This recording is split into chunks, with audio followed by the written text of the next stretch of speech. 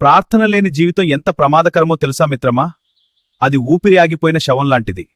ఒకప్పుడు గంటల తరబడి ప్రార్థించిన నీవు ఈరోజు మొక్కరించలేక దేవుని సన్నిధికి దూరమై ఒంటరిగా మిగిలిపోయావా? అయితే గుర్తుంచుకో, నీ ఆత్మను బంధించి పరలోకపు తలుపులు మూసివేసిన ఆ మొదటి అడ్డుగోడ పేరే పాపం.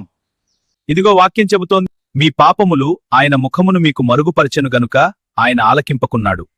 చూడు, బయటకు కనిపించని చెదపురుగు బలమైన వృక్షాన్ని ఎలా కూల్చేస్తుందో, అదేవిధంగా మన జీవితాల్లో కూడా తెచ్చిపెట్టిన చిన్న పాపం నీ ఆత్మను అలానే లోపల నుండి తినేస్తుంది.